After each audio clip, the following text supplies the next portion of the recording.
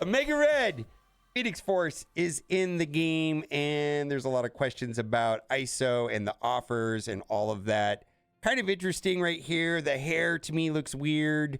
It just doesn't look like it's translucent. It looks kind of flat. I don't know. Not my favorite art that I've seen on characters, and we have a lot of other characters that have fire, for example, like Dormammu, and it doesn't quite look like this. As far as ISO, Omega Red Phoenix Force, the general consensus is to put Striker and then do Skirmisher on Phoenix and Dark Phoenix. Now, that allows for the Striker Skirmisher combo while Phoenix is alive. Now, Dark Phoenix, and it's always been this way, and I don't know if they're ever going to fix it or change it to, the summons don't have ISO. So there's no ISO on the Dark Phoenix. It's just the way it is. I don't know if it's going to change in the future. No word on that. I don't think so.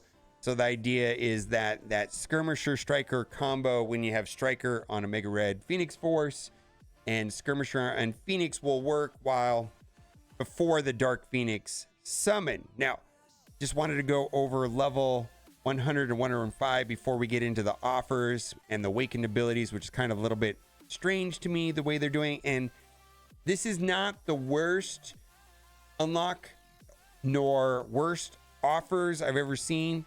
Omega Red is an epic character.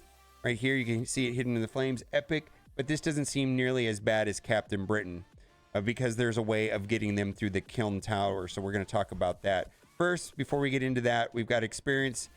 These are the actual numbers, 44,000 for each level. Here are the gold costs, ramping up to 2.3 million. And then there are the training materials. So like here is a screenshot provided by Short Yellow Bus, where going from 100 to 105 is 9.8 million gold. So effectively 10 million, and then 979 training mats. And yes, there absolutely are players at 105 already. Now, there is going to be a Kyln, which is a 3-man tower, if you will, and that is going to be starting on the 27th. And there are shards, so it's not going to be tokens. So a lot of people are questioning whether or not it would be like a token where it just takes you immediately to 6 or something like that. No, they're shards. And the way that it's going to work is that if you can get to the 20th floor, you'll have enough shards for 4 yellow star. Now, that requires level 100 purple L3 on the following characters, and it looks like, from what I can see, probably going to require a beefy Jean Grey or Hercules. We'll have to see. And the reason why I say that is they're making a special exception for them for when the parts in their kits that say, if accompanied by 4 of the following team, this, and this. Well, this, and this will work without that requirement. In Crucible or in War, do this, and this. That also, that restriction, those particular restrictions are going to be removed. So my best guess is that Jean Grey and Hercules are going to be very important down here, but that does allow for players to get a 4 yellow star, which was my original plan. But I do want to go over the offers because a little bit strange. So their offers are up for 9 days. I think a lot of people, if they're going to purchase, are going to consider how this turns out. And somewhat that's unknown because we don't know how hard it's going to be to get a 4 yellow star. Now, the one thing that concerns me about all of this is the way that they're doing the awakened abilities on Omega Red. And also there were some changes. Like if you go back to the original PDF that was put out in the Envoy videos, and it's been changed since then. I'm glad that they changed these things before the character comes out. But lower the armor of enemies with bleed by 100% was not a part of the awakened ability. And this part right here, it says in Crucible, if this character has any mythic enemies cannot have their max health increased through passive abilities. So they reversed that. The way it is now in game, if this character has any mythic enemies cannot have their max health increased through passive abilities is a part of the kit, and that works in Crucible.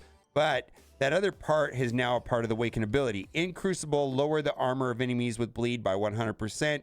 And then this is new. In Crucible, lower the resistance of enemies with bleed by 50%. So there's two ways of getting the Awakened passive on Omega Red. There's an offer for $125, which comes with character shards, and you can go right to, I believe, a 4-star unlock with that offer. Could be wrong, but that's what I heard. But anyways, it comes with character shards, and it's $125. Well, let's see, we got it right here on the screen. Right here, right? That's this one right here. $125 or $12.50 in the power cores. Now, the other one is just $30. $30, and it comes with like some T4s, but it doesn't have any character shards. So $30 for not only you can buy the Awakened passive, but there's also an Awakened on the basic, where it says, in Crucible, the damage of this attack reduces the max health of targets by the same amount. So there's two ways of getting this Awakened ability. One is just spending $30 for it, or there's a $50 offer, which comes with this, and it also comes with 70 character shards. Now, interesting thing about that some people have pointed out, that's this $50 offer. There's also a $40 offer, which will unlock because he's a 2-star unlock, so you can do 45 shards to unlock. For $10 more, you get more shards, you get some other stuff, and you get the passive.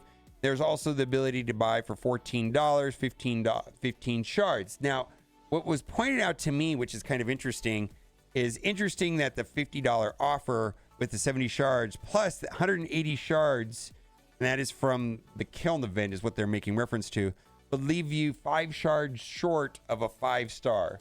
The 70 shard number did seem peculiar. Interesting, right? Interesting. All right. Let's go to Reddit for a second. And this is a comment about the level increase, which we talked about earlier, right here. So there's pretty significant stat boost from going to 101 to 105, or 100 to 105. I'm seeing 4 to 5% stat increases. So it looks like across the board, it's between 20 and 25% by the full time getting to 105. Also worth noting is that if you refresh the 50s every single day, the event is 69 days long. And if you do all the refreshes, the refreshes for Incursion, Campaign, and ISO, the amount of experience you'll get a day is about 2,800. And from just doing that, it looks like you'll be able to get through at least 4 of the level cap increases. Like you'll be able to get to 104 and about halfway to 105 just by doing that in that 69-day period. Now, if you want to max out the event, yeah, it's 1 billion gold. Who has got 1 billion gold lying around? But getting the levels should be available by refreshing the 50s in those stores that I mentioned. So that's to keep in mind. Even more of a reason, in my opinion, to focus on the good characters. So like for me, I'm just upgrading the characters that are near the top of my tier list. I'm kind of thinking that gold is going to be what's holding me back on that event, the race to 105. That's also the event where you get the red stars for Omega Red. Free to play is getting crushed by the stat boost. I play this game since day one of the release. Now went up competitive level without spending a single cent. Always proud of it. The concept to get ahead by being ahead. You finish the top 10 to get more rewards and get to upgrade more things to stay in the high-end competition. It was achievable as free to play easily enough. Always a counter to each team we needed, smart thinking, and the new teams were always putting their weight in the mode. They were designed to work even on low stars, which helped free-to-play players stay in the competition consistently. The stat boost went on. Every new team now benefits from high stats, which is nice. And all but not free-to-play friendly. Far from it. Early on, it wasn't really noticeable, but now every time you unlock a new team, you cannot do much with them, even if you max them all out with ISO abilities. It's because the stat boost makes stars, acquisition primordial, to make the team good enough to beat the competition, or else they are not as good, even the worse sometimes than older teams. This is a problem which makes some competitive mode more boresome for us. Mode like Cosmic Crucible Arena will suffer the same fate soon enough when they release the next big arena team.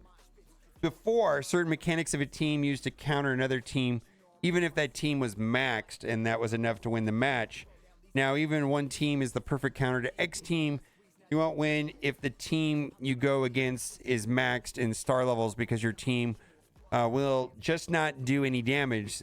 The difference of having 4 stars on 500k damage stats versus one at 7 stars is huge. The gap is too huge to compete. So yeah, maybe I sack on this new meta, but I've struggled insanely. Newer teams does not help me push through 4 to 6 months later.